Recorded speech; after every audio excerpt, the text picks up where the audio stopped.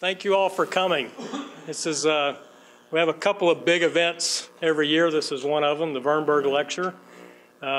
It's always a pleasure to see a strong turnout, and we always have an interesting speaker who gives a great talk. So I'll put the pressure on Argye right off the bat. But, I think I know most of you in the room. I'm Tom Chandler. I'm Dean of the Arnold School.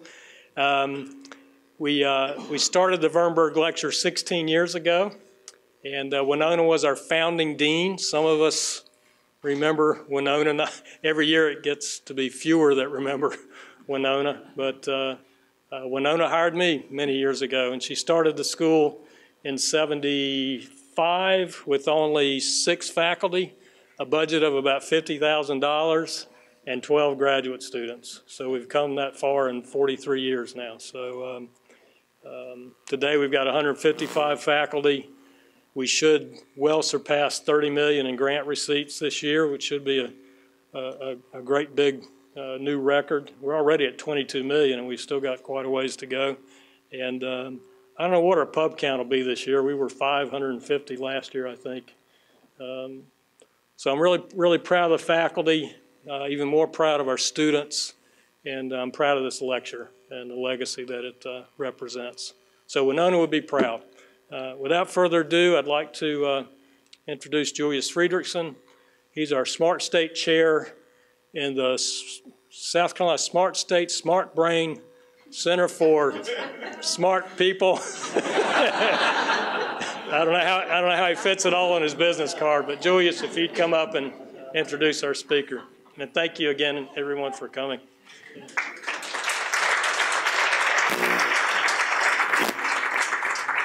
Good afternoon, everybody. I really wish they would change that name, Smart Brain. It sounds good in South Carolina, but once you leave the state, it sounds kind of weird. So anyway, it is my pleasure to introduce Dr. Argye Hillis, who is a professor of neurology with joint faculty appointments in physical medicine and rehabilitation and in cognitive science at Johns Hopkins University. Dr. Hillis serves as the executive vice chair of the Department of Neurology and director of the Cerebrovascular Division of Neurology. Prior to medical training, Dr. Hillis worked as a speech-language pathologist. Her current research combines various forms of brain imaging with detailed cognitive and language assessments to improve our understanding of language and other cognitive and emotional functions and how they recover after stroke. Dr. Hillis has been a leader in understanding how altered and insufficient blood flow in the brain following stroke can impact both acute behavior and long-term recovery. Perhaps her scientific impact is best demonstrated by tens of thousands of citations in scientific journals, as well as her publications in some of the top journals in the world, such as Nature, Nature Neuroscience, Brain, and Annals of Neurology. On a personal note, I've known Dr. Hillis for almost 20 years now. We first met at a scientific conference, and soon thereafter, she agreed to be a consultant on my first NIH grant. When we were starting to plan for our P50 center grant application, my main collaborator, Chris Rorden in the Department of Psychology here at USC, and I immediately thought of Argye as a natural collaborator, given that we had already worked together for a long time. But I will not lie that having the preeminent scholar in the field as a co-investigator on the grant certainly did not spoil our chances of getting funded. Long story short, we got the grant, and we've had the pleasure of working even more closely with Dr. Hillis ever since.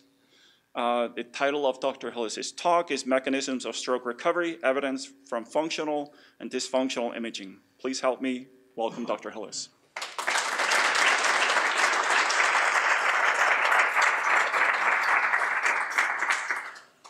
Thank you so much. This is an incredible honor, and it's always wonderful to come to Columbia and collaborate with the preeminent scientists here.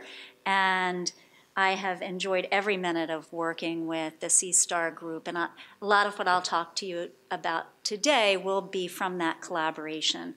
And we're very excited that we will hopefully continue this for another 5 years after the current funding. So my objectives really today are to describe potential neural and biological mechanisms that underlie stroke recovery, focusing on language as an example, since that's my area, and also talk about some deterioration during the first year after stroke, as well as improvement. And I'll talk about studies in the first days to weeks to months after stroke, looking at changes in blood flow, changes in activation, changes in connectivity, and even maybe changes in structure. I'd like to talk about how we might predict the degree of recovery of language starting at the first day. Can we predict how people will be at 1 year? And most of these will be collaborative studies with the Center for Study on Aphasia Recovery here, with Julius as the lead. So I use the term dysfunctional imaging just in parallel with functional imaging, but dysfunctional imaging identifies networks that are essential for specific language functions at different time points, and I'll show you why. Most of what we know about language in the brain and how things are mapped in the brain, we've known since the 1800s, when people started figuring out that when somebody had had a lesion to the brain, they died, they'd do an autopsy, and they'd look back and say, well, this person had language problems, and most of the people who had language problems had damage to the left hemisphere. So it was all based on autopsy studies. And the assumption was if a premorbidly normal individual sustains brain damage and has an impairment to a particular function following the brain damage, then the region that was damaged must have been responsible for the function that was impaired. And the paradox really came when I was a speech pathologist and I started doing studies with people who are a year or so post-stroke.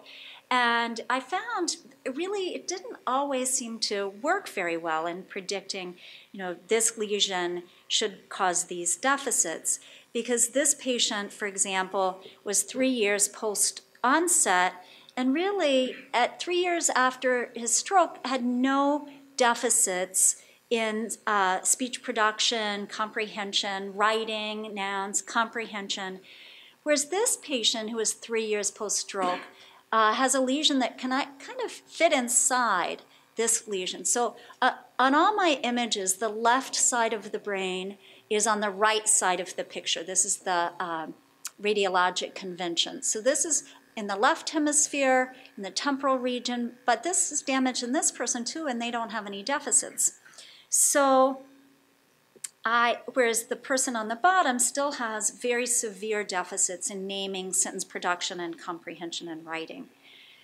So we can't really assume that the opposite is true, that if there's damage to a particular area and a patient does not have impairment in a particular function, especially a couple of years after stroke, that the area must not be necessary for the function. You can see that this was another patient of mine who had damage to what we consider language cortex, Broca's area, the Wernicke's area, and really had improved. What we think is happening is that the brain, unlike other organs, is very smart, very plastic, that intact areas of the brain can take over the function of the damaged parts due to reorganization of structure function recovery. So relationships. So you can repurpose one area of the brain to take over for the damaged part.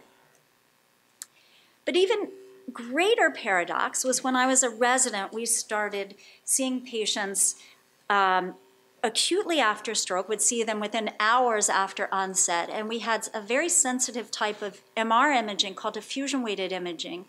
And sometimes patients with very similar looking lesions had very different deficits, even before the opportunity for reorganization or recovery.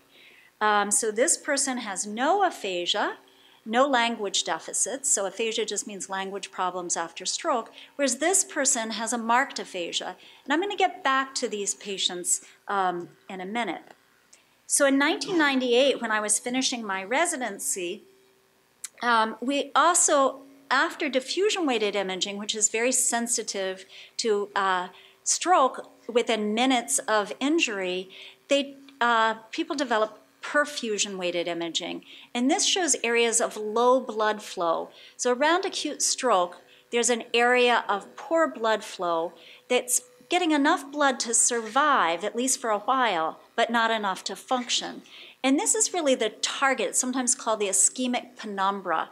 It's the target for all of our acute stroke therapies now, like thrombolysis, that's a clot buster, also endovascular therapy where we pull out the clot from that's causing the stroke and so on. So if you can restore blood flow to this area will live. But more importantly, you'll also restore a lot of the function. So we think of stroke as causing deficits all at once, and it does, but some of those deficits are reversible. So sometimes when we restore blood flow, function improves.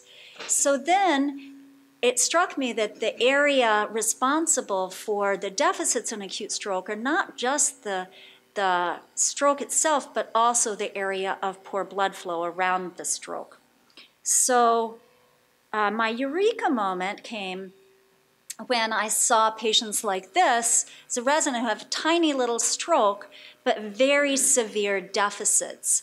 And so this patient has a clot in the left middle cerebral artery. She's not getting blood flow to this area of the cortex, the whole language cortex. Has a tiny stroke, but a huge area of poor perfusion. So now I can explain, these two patients that I showed you earlier. So this patient who has no aphasia had normal perfusion or normal blood flow in the left hemisphere, whereas this patient had poor perfusion or poor blood flow in left language cortex, particularly Wernicke's area, an area important for many language functions, which you'll hear about. So I hypothesized that if an area is essential for a function, that function should be impaired when the area is dysfunctional, when it's hypoperfused, before reorganization or rehabilitation, and the function should be restored when the area is reperfused. And the severity of blood flow, reduced blood flow or hypoperfusion in that area might correlate with the severity of impairment in the function. So when in my first grants, I looked at diffusion and perfusion imaging and language testing in the first 24 hours, which often meant, I have a huge lab now, but I used to go to the ER myself in the middle of the night and test language in the emergency department. Now I have lots of people who do that for me. Although I'm involved in this part, where we do something to try to restore blood flow to the brain.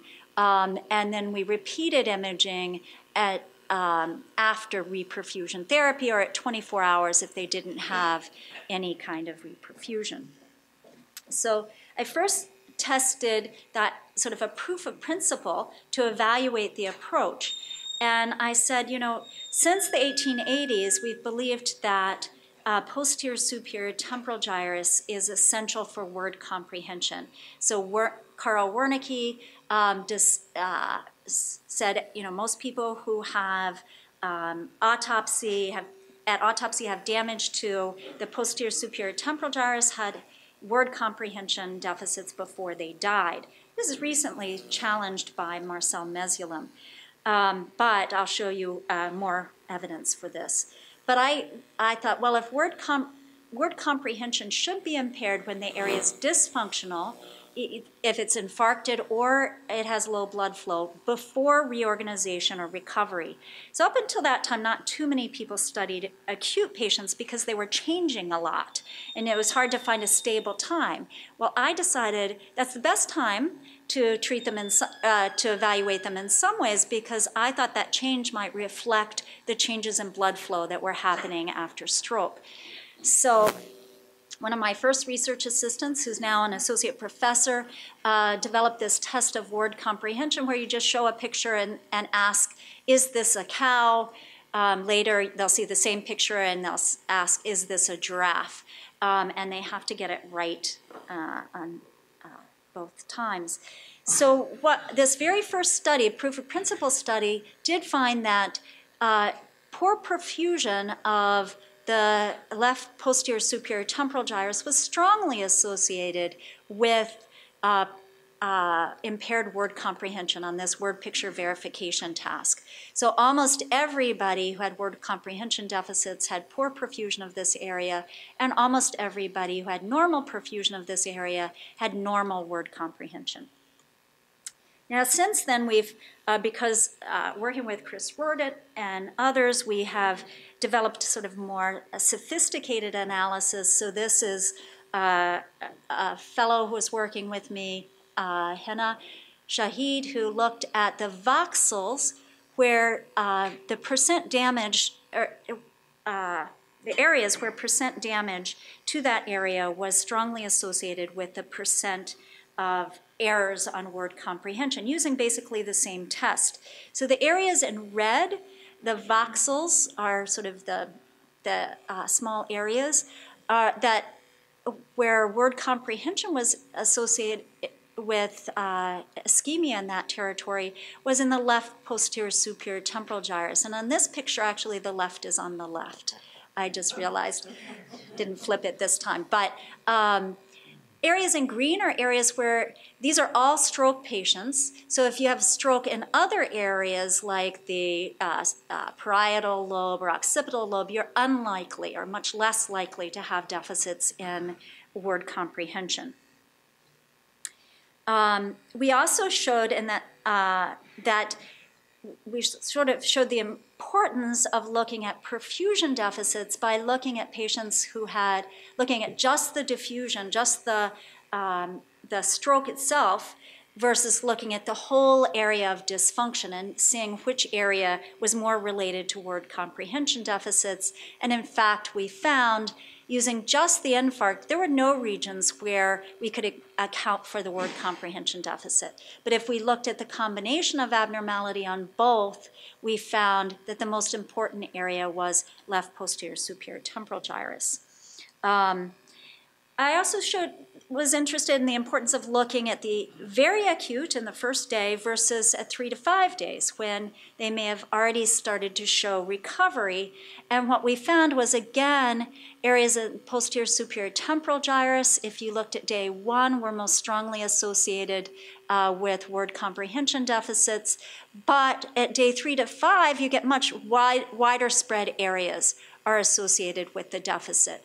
And that's because you probably have to have a much larger area to still have deficits at day 3 to 5.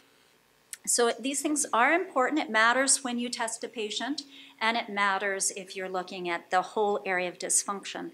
And just using a somewhat different approach to voxel-based analysis, we did a Fisher's exact map test, which just dichotomizes word comprehension deficit or not. And again, we get basically the same area in posterior superior temporal gyrus where voxel, the damage is associated, or whole area of dysfunction is associated with word comprehension deficits.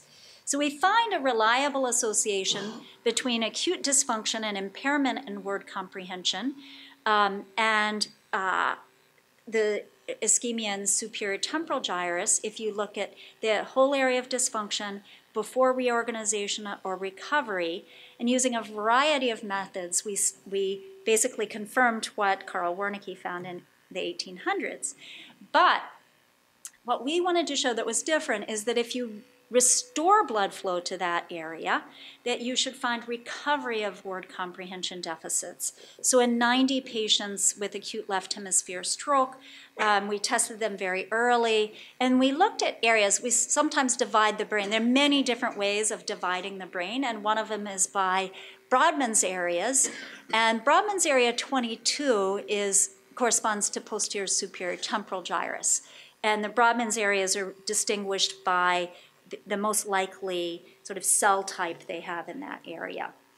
Now, being a stroke neurologist has been very exciting, and it's gotten more exciting in recent years because we have a number of ways to restore blood flow to the brain. So now there's angioplasty or stenting, at least stenting of the carotid artery, embolectomy, where we pull the clot out of vessels, thrombolysis, this is the clot buster drug, surgical revascularization using endarterectomy. Also induced blood pressure elevation this was a randomized trial I did several years ago, but it was based on studies from the 70s in animals where they showed in baboons if they made some areas get low blood flow, and so they were ischemic but not yet infarcted, kind of that penumbral area. And they showed there's a loss of autoregulation. So normally we autoregulate, so if I increase your blood pressure by making you mad or cutting you off in traffic, your increased blood pressure does not change the blood flow in your brain. But if you have tissue is poorly perfused, you get a loss of autoregulation, so that increasing the mean arterial blood pressure, just what we measure at the cuff, there's a linear increase in the regional cerebral blood flow in that territory alone.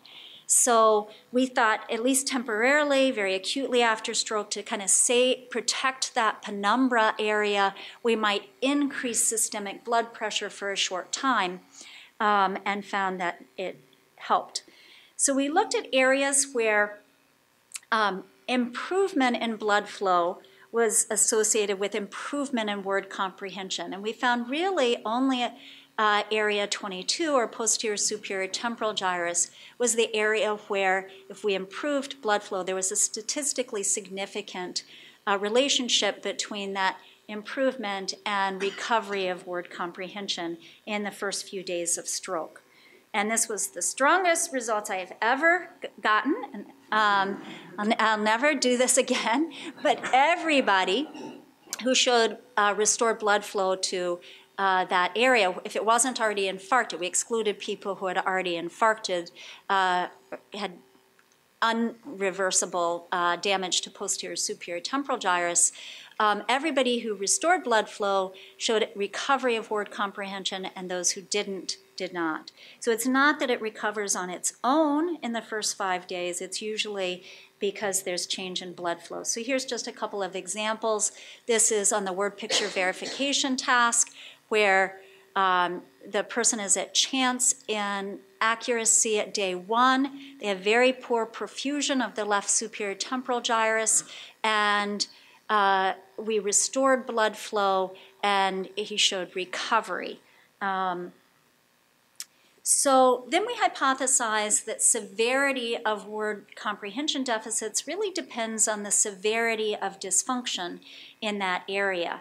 So looking at 50 patients who did not have an infarct in posterior superior temporal gyrus, we measured the blood flow in that area and use that as a marker for the severity of dysfunction. Because what we measure is the time to peak arrival of contrast in that area, so we can quantify that well. And what we found is a very nice relationship. If there's just a delay of 1 or 2 seconds, it's what we call allogemia. It doesn't really cause deficits. But after that, there's a linear increase in the percent errors in word comprehension. So the more severe the blood flow is depleted, the more severe the deficit. And it's not that superior temporal gyrus is important for all, or that all, it's not that there aren't any other areas associated with word comprehension, but it is the area that's most strongly correlated. There were significant correlations with some of the surrounding areas, including angular gyrus and some of the frontal and parietal cortex. But it was not associated with all areas of the brain. It's not that just an overall poor blood flow is going to be related to word comprehension deficits. So these are just some examples of patients with very similar strokes again. If there was no cortical hypoperfusion, we found no language deficits, but if they had moderate hypoperfusion, they had moderate deficits in word comprehension, and if it was severe, and there's each change in color corresponds to 2 seconds delay. So we see this is much more severe hypoperfusion. And it's not that this area is important for all language tasks. It was not related to the areas in some errors in some of the other tasks. So then we started doing some functional imaging to look at the mechanisms of language recovery besides restoring blood flow, which I think is the most important mechanism acutely. Chronically, we know there's a lot of reorganization, as I mentioned, and sometimes we might be able to visualize that using functional imaging, where we can look at areas of activation associated with tasks. Then, I'll try to, if I have time, I'll show you that even after you see a sort of slowdown in this reorganization of structure-function relationships, people can still learn to communicate again, but often using more compensatory mechanisms like gestures or writing instead of speech or other things. I really believe people continue to improve over many years after stroke. So this is just to give you additional evidence that in acute recovery, the most important mechanism of recovery is really this changes in blood flow. And these were two of my research assistants. And so we showed that this is a patient who has a pretty large stroke, mostly frontal, but has poor perfusion in Wernicke's area. And we studied him starting at 7 days after stroke. So sometimes we used to hear, oh, you have to get in and treat within 3 hours, or it's all hopeless. Then it was 4.5 hours. Now it's 24 hours. We know a recent study showed, that if there's still a penumbra, there's still salvageable tissue at 24 hours, even doing intraarterial thrombolysis, or pulling embolectomy can restore blood flow. But we found even at 7 days, if they still have a penumbra, and some people do, we could show improvement. So what we showed is, remember I said increasing the mean arterial blood pressure might increase blood flow. We did find that. So here this person, we increased mean arterial blood pressure with medications, and the blood pressure shown on the top line, dotted line, and then we looked at naming, word comprehension, and sentence comprehension, which all improved. When we stopped the medication, blood pressure dropped, and naming comprehension and sentence comprehension all deteriorated and improved again when we started the medication again. And what we see is they did show better blood flow in Wernicke's area at this later time point. And so that showed us a sort of nice relationship between the treatment and the recovery. This is another patient I saw early on who came in from an outside hospital with a teeny tiny stroke, but he had very severe aphasia affecting all language modalities, what we call global aphasia, and right hemiplegia. He couldn't move his right side. And he had been getting worse over the course of 5 days or 3 days prior to his being transferred to Johns Hopkins. And so we did imaging, and the radiologist said, he must be faking it, must be a pseudostroke, has a tiny lesion. I said, well, do perfusion imaging as well. And he called me back and he said, well, he's about to lose his whole left hemisphere. You've got to do something quickly because he has poor blood flow in the whole left hemisphere. So the neurosurgeon, it turned out he had a 99% narrowing of the left carotid artery. So the neurosurgeon came in and did an endarterectomy. And this is by now 4.5 days after onset. And he completely restored blood flow, and he's now completely normal. So in terms of word comprehension, but also in other language tasks. So he went back to work less than a week after being globally aphasic and right hemiplegic for 4 days. And so we actually had to wait to test him again when he was, because he had gone back to work, until he was coming back to see his neurosurgeon. This is a similar patient who came in with carotid stenosis, very severe. You can see here, this is the external carotid, this is the internal carotid. we put in a stent and it largely reperfused and the person improved, didn't completely recover because there's still a little bit of low blood flow there. We know also we tested patients where we couldn't do anything to improve their blood flow, and they didn't show improvement. So this just shows a patient has poor blood flow, but there was nothing we could do in this case. The carotid artery was closed and really didn't improve by day 3 when there was still poor perfusion. Then we also looked at things that were not, Carl Wernicke had told us that this area was important for word comprehension, but there are some things where they're less well mapped. So anomia is a problem in naming objects, but you can comprehend. It's the tip of the tongue phenomenon that you all have, and we all have more and more as we get older. So, I know this guy, what's his name? He's from Iceland, and I've known him like 20 years, and I can't think of it. It's a long last name, maybe starts with F. So it's that kind of thing. So that can be the final sort of symptom, residual symptom of any aphasia. So you can have a huge stroke and 10 years later you have nothing but anomia.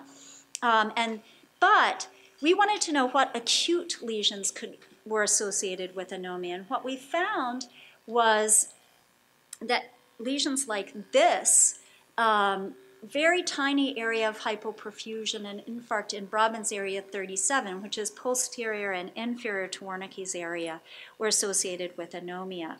And then we looked at the voxels where reperfusion was most strongly associated with recovery of naming, and we found again it was this area in posterior inferior temporal gyrus. So here's just an example of a patient who has poor perfusion in this area, poor oral and written naming, and improves when we restored blood flow in that area, in this case using thrombolysis. Now you can see word comprehension wasn't really affected at either time point.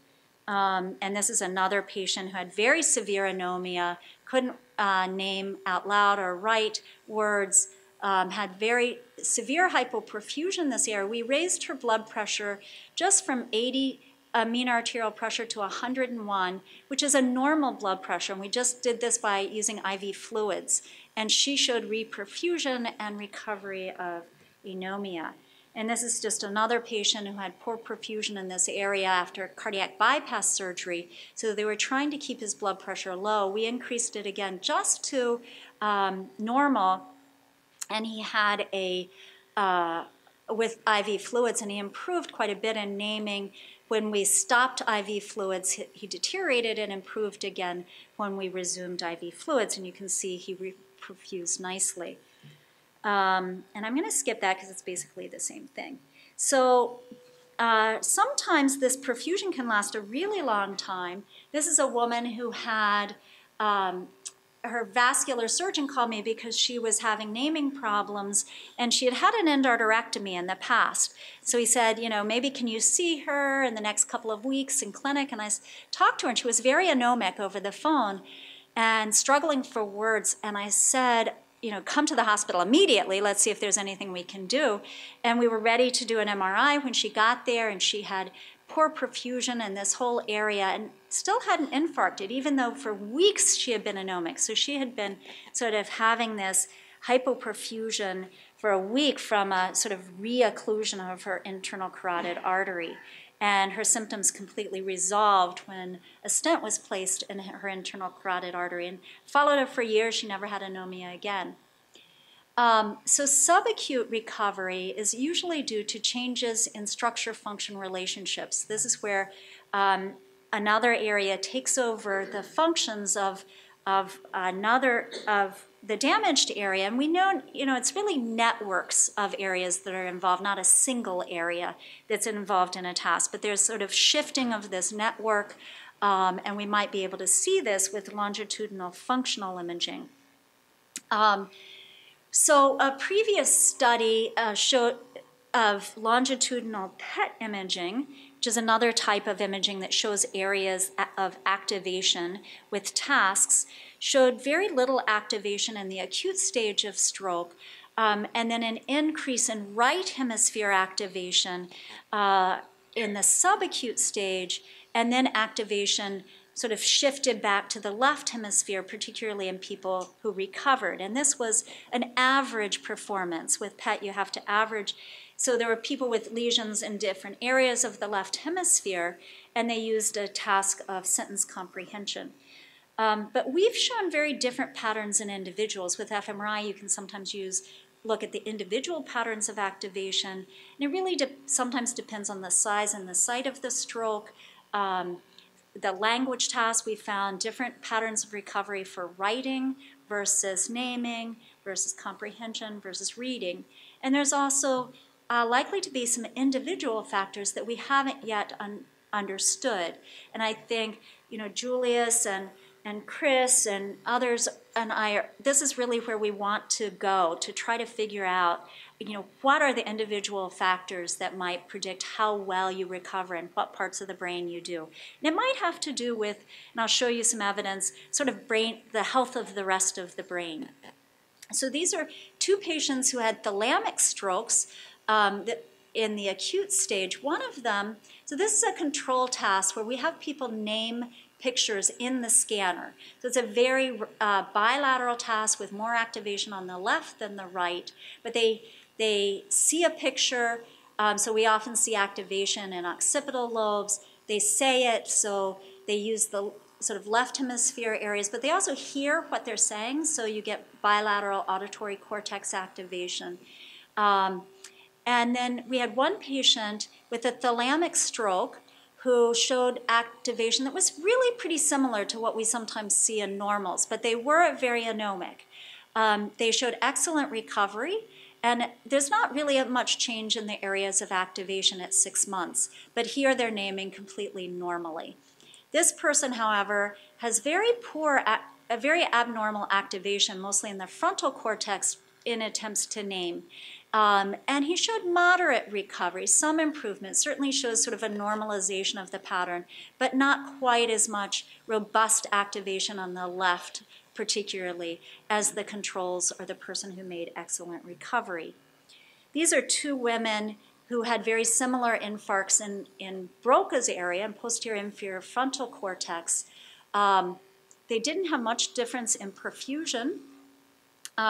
One of the patients, this is one patient and this is another patient at 1 day and 4 weeks. So this patient who's here shows a relatively normal pattern of activation, bilateral activation, a little more frontal activation than we see in normals, because I think that shows effort.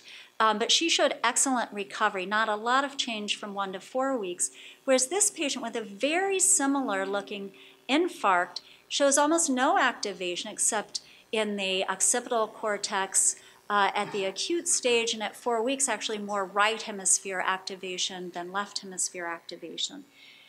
So we just see there's a lot of individual variability. So we were interested in looking at variables that predict aphasia recovery at onset. If there's so much variability, what is going to tell us who's going to improve? So we looked at imaging variables like lesion size and volume. We also were interested in leukoariosis, and I'll show you what that is. It's really white matter disease. It may be a marker for brain health in the right hemisphere, and looked at education and medications. So I'm going to go through this pretty quickly, but we first did a couple of longitudinal studies to identify the variables associated with the degree of language recovery in the first 6 months. And then we did used the data from that to try to predict which patients were most likely to have made the best recovery. And I'm going to go through this rather quickly, but just to say we found that lesions in left posterior superior temporal gyrus in our longitudinal study, as well as left superior longitudinal fasciculus, which is a long white matter tract that connects Wernicke's to Broca's area and so on, were very important for recovery. People who had more damage to these areas showed less recovery. And this is just the areas. The most important one is looking at this. And a second study looked at the medications they take, and this again was longitudinal, and we found that, kind of skip to the results, the things that were most important were continuous use of selective serotonin reuptake inhibitors, that patients made a better improvement, and as we also, so you can see here, on the 2 language tests we use, users made more improvement than non-users. And we also found that in multivariable analyses, that use of selective serotonin reuptake inhibitors, which are antidepressants, were independently associated with improvement even after controlling for other variables. So then we did some cross-sectional studies with Julius and his colleague Leo at MUSC, and they found very similar results in terms of lesion and chronic stroke patients. We just wanted to know who's made the least recovery versus the best recovery. And they found, this is their data, the red is areas where damage was associated with poor recovery, and yellow is associated with better recovery. And you can see the areas associated with poorer recovery were exactly the same areas we found in acute stroke that predicted poorer recovery. And then we did another study looking at selective serotonin reuptake inhibitors and damage to these critical areas. And we found that people who didn't have damage to these critical areas really made good recovery whether or not they took SSRIs. But if people took, so they improved almost always if they didn't take SSRIs, but people who had damage to these critical areas only showed good recovery if they also took SSRIs. So this was a large effect. And I'll end just by talking about what else might influence recovery. So one thing that we want to look at, we've looked at, and also Julius has looked at in his group with Alex Basilakos, is the degree of this white matter damage. And we particularly looked in the right hemisphere because it's not affected by the stroke. And does this damage affect recovery? And so we found that, in fact, the severity of right hemisphere leukoariosis negatively correlated with outcome in naming, word fluency, and we use a cardiovascular health scale, a visual rating scale, and having a rating scale greater than 5 was associated with poorer outcome on these tasks when they were dichotomized as well. We wanted to control for these lesions that we found to be critical, like left superior temporal gyrus, and even when we controlled for those, the degree of right hemisphere leukoariosis continued to both independently of one another, predicted recovery from of language. And using a different test, word fluency, we found the same thing. The 2 independent variables were right hemisphere leukoariosis and left superior temporal gyrus could predict recovery. So this is just an example of a patient with a large lesion. It includes left posterior superior temporal gyrus, but this patient actually made good recovery despite that. Whereas this patient has a tiny lesion enveloping the thalamus, made poor recovery. You can see has very poor, a lot of this leukoariosis, which we think is kind of demyelinization. It can be due to ischemia or poor nutrition or many other factors can give you this sort of unhealthy brain. So I'm not going to talk a lot about this so that we'll have, but I will mention it. We don't want to just be able to predict recovery, we want to be able to enhance recovery. And one of the things that's been used to enhance recovery is transcranial direct current stimulation, which is a non-invasive, non-painful stimulation of 1 to 2 milliamps right over language cortex. And it's thought to reduce the threshold of activation of neurons, so they can fire more easily if it's paired with a task. So it changes long-term plasticity in the brain. It's been used with motor recovery. There have been a few small studies in language recovery, but Julius and his colleagues just published the largest study that was a randomized control trial, sham control trial, so people got either sham TDCS, they thought they couldn't tell the difference, and the experimenter didn't know if they were getting real or sham, and they showed a significant improvement in their primary outcome measure, which was change in naming, using there was a 70% increase in correct naming for those who got got the real transcranial direct current stimulation relative to the sham group. And I'm not going to talk about everything they found that was very exciting, but just to say, we're also looking at the cerebellar TDCS in people with chronic stroke, where they have big lesions, sometimes in both hemisphere. This is Rajani Sebastian, who was my postdoc. And so the cerebellum is very involved in relearning. It also has some language functions, so we stimulate that area. We're also doing a clinical trial as part of the P50, doing a randomized control trial of TDCS in acute stroke in the first 3 months of stroke to see if there's an effect early on when there's a lot of neuroplasticity. We don't have any results of that because we're not unmasked. But I can tell you in chronic stroke, the cerebellar TDCS has been, they are doing a crossover trial, and they do find bigger gains in with TDCS. And I'm going to go back to this patient, had a big stroke in the left hemisphere. First, an dissection of the carotid artery. He became globally aphasic. He improved almost completely.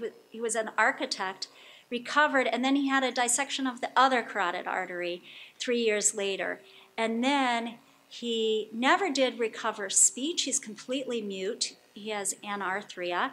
So he relies on spelling. And the right hemisphere is not very good at recovering spelling. So his comprehension has improved. He's doing really well. But he relies on spelling to communicate since he can't talk. And he really needed to improve in spelling. So Rajani did this cerebellar TDCS study and did a spelling treatment. And he improved with trained words, just with treatment, even though it was years post-onset. But improved more on with TDCS than with sham, particularly for untrained words. This is the immediate effect. And she also had an untrained task, and he didn't improve on the untrained task with sham, but during TDCS he did improve significantly. And then at 2-month follow-up, he improved again more with TDCS than with sham. With untrained words at follow-up, didn't show any recovery, kind of gone back down. But with the TDCS, 2 months after TDCS, maintained improvement and maintained improvement on the untrained task. So we're developing novel ways to improve, to augment language therapy. Certainly language therapy is the mainstay of treatment to enhance recovery. Julius is looking at different types of treatment, but we can augment that also with brain stimulation and possibly with selective serotonin reuptake inhibitors. I'm going to skip this. I'll just say that we found increases in connection strength between cerebellum and other areas of language cortex after stimulation of the cerebellum. So in conclusion, recovery at the acute stage, days to weeks after stroke, it really mostly takes place by reperfusion and requires some kind of intervention to restore blood flow. Recovery at the subacute stage, weeks to months after stroke, is associated with changes in neural networks that support language, which we can sometimes see with functional imaging, and requires interventions to boost plasticity. So rehabilitation can boost plasticity, mass practice, neuromodulation, like with the transcranial direct current stimulation, and possibly medications the way selective serotonin reuptake inhibitors are thought to work is serotonin is an important neurotransmitter in plasticity, and so it increases the availability of that neurotransmitter. And then recovery at the chronic stage really requires rehabilitation, maybe focusing on compensation or reorganization of cognitive functions, and also can be enhanced with transcranial direct current stimulation. So I'm going to end by just saying all this work is mostly carried out by my SCORE lab is Stroke Cognitive and Outcome Recovery Lab, and collaborators at C-STAR, my other stroke neurologists, neuroradiologists, and statisticians who work with me. So here's some of the pictures of my lab at my farm at 2 different years, and then these are all the C-STAR collaborators at one of the conferences. And thank you very much for your attention.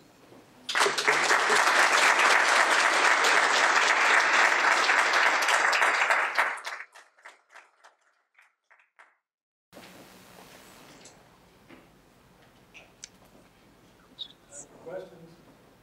Grigori? Argye, it's always a great pleasure to hear you talk. It's wonderful. So can I ask you, so in terms of like raising somebody's blood pressure, so like IV fluids, is that like the most common method? No, what we used in my randomized trial was pressors, so niacin-ephrine. But you can only do that in people, this is not, don't try this at home.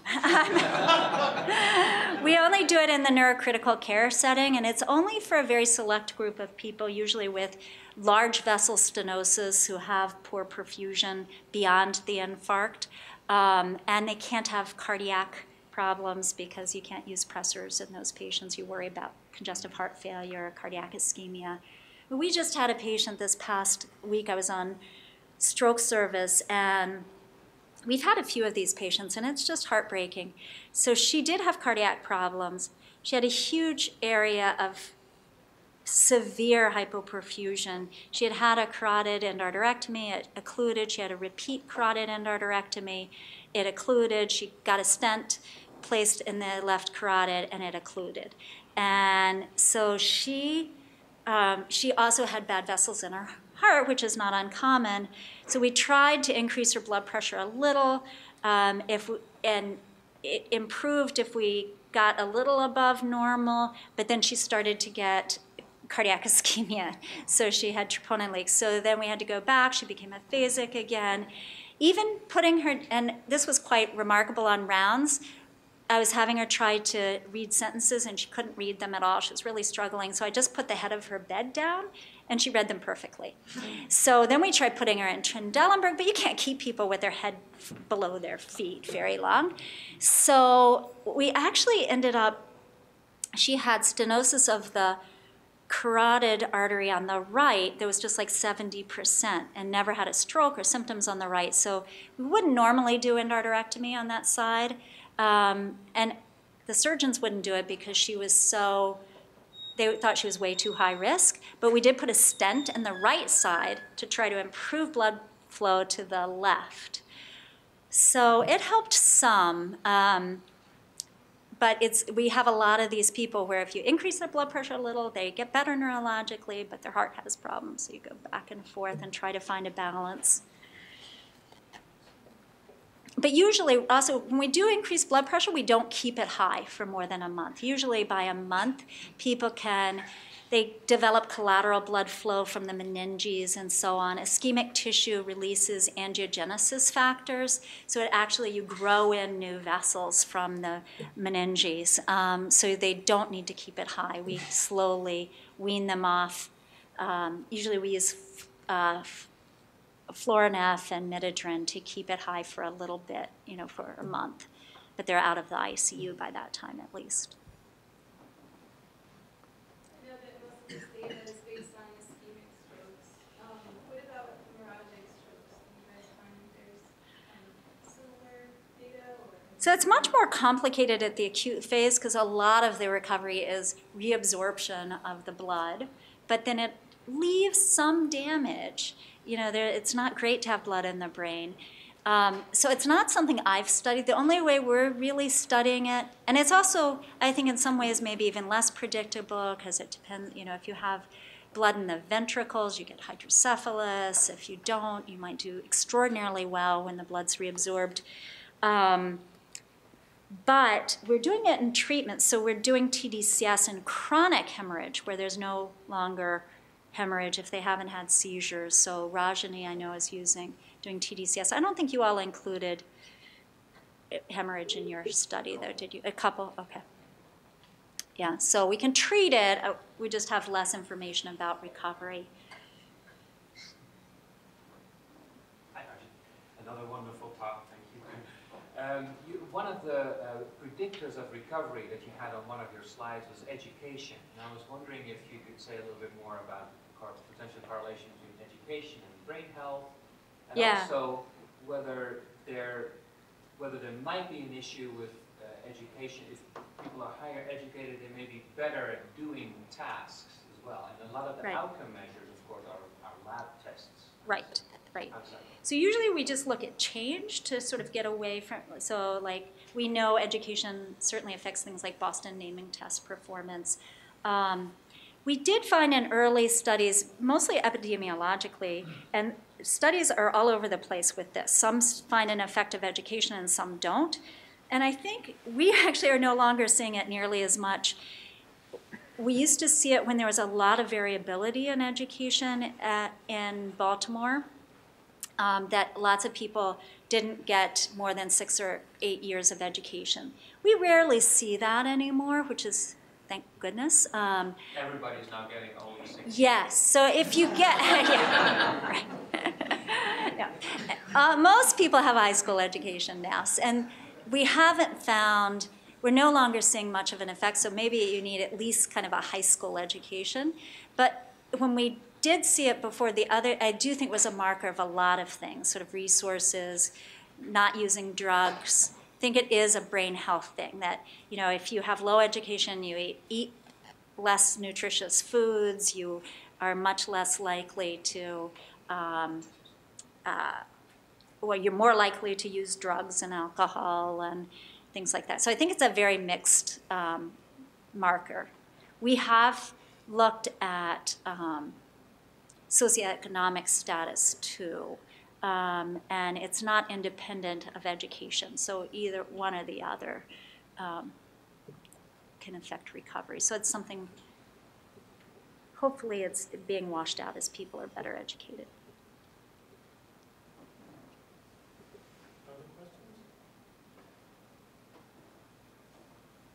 Thank you, Argye. Thank you.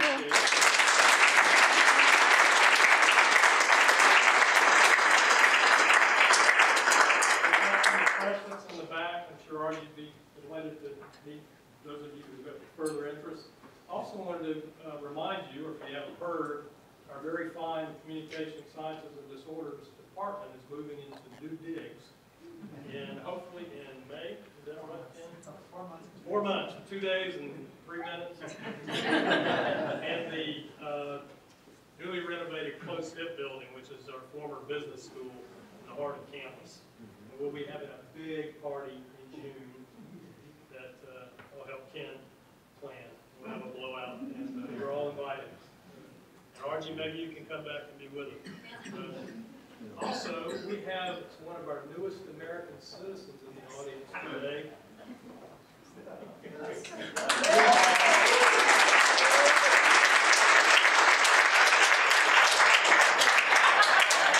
Despite all the news, Bruce Bailey decided to become an American citizen. It'll be better post 2020. That's the end of my political time. Anyway, thank you all again for such a great turnout, and we'll do it again soon. Thanks. Thank you, Argye.